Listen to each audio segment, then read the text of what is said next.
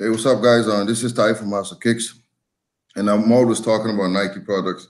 So this morning, I wanted to switch it up a little bit. I'm off of my job right now, so I got a little bit of time to work on like an article. So I did one this morning, and it's for the Yeezy 350 Static, and this one doesn't have any kind of reflective properties. So I'm gonna be trying to figure out how many pairs were made if you want to make the purchase, so it can help you a little bit. All right, so I'm going to share my screen and actually show you the shoe real quick, and then we're going to get into the actual thingy. The shoe, this is the store finder on Adidas. Actually, let's close that up real quick. So this is the shoe, and actually I'm going to go on AIM, man, because Adidas doesn't even have pictures. Show on the buyers, that's not good. You should be able to show the entire shoe. So this is it right here. All right, it comes to this, I'm just going to read that description. Primate uppers, translucent stripe, heel pull tab. Again, you know the drill, man.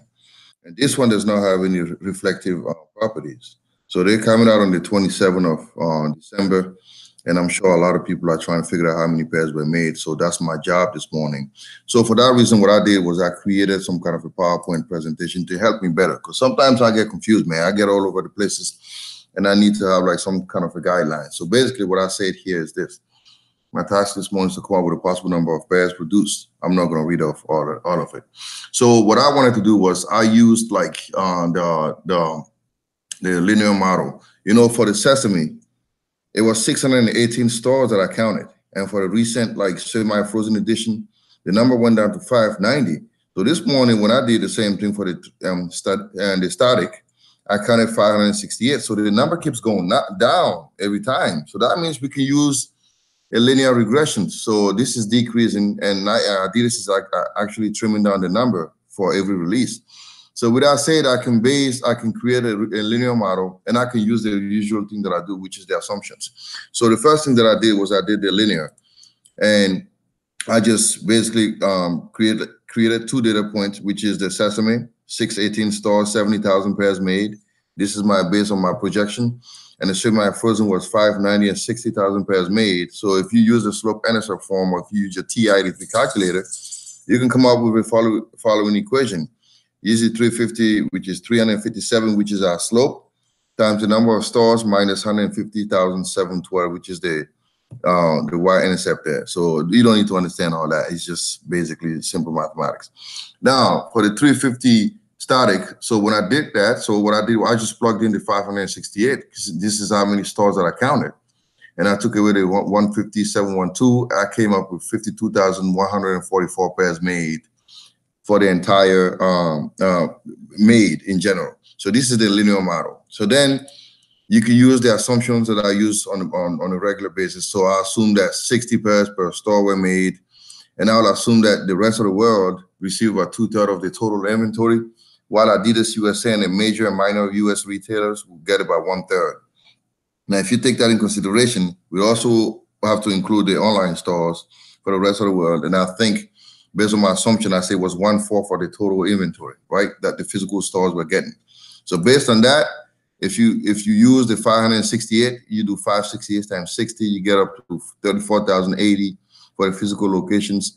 And for the online, you just divide that by 4, which I told you about based on my assumptions. And that number is like 8520. And if you add both of them, you get 42,600. And I rounded that number off to 43,000 pairs. And if you want to get the US inventory, you just divide this by 3, you get 14,200. And then I round it up to like 15,000. I know this is not good rounding up, but I'm just taking it up to 15,000. And then if you want to get the total inventory, just add both numbers. You go up to 58,000 pairs, which is basically 6,000 more than what I predicted based on the linear model. See, I have 52,000 here, and based on the assumptions, I get about 58,000 pairs. All right. So now, again, all this is like, take this with a grain of salt, man. Like, this is all based on assumption. Now, the next thing I did was I tried to figure out what was the market value. All right. And to do that, we're going to have to go on eBay. And I've already set that up for you here. I only counted like 4 sales, man. Like on eBay, it only has like 4 sales. This is like basically 307, 345, 345, and then 389. And that's all it is. So I can't really, like, this is like too much of a small number to make it any solid projection on the market value. But if you want to do it either way, you get up to like 346.87, which is the actual market value, which is not bad for those that are trying to resell the sneaker. Because the last one was like 280, man. This is like 345. That's not bad. So the next thing I did, I went on StockX. And then StockX, on the other hand, was like 362. I'll show it to you in a second. So StockX, this is StockX. Now, StockX has they counted like 1,203 sales, basically 20% more than the retail price.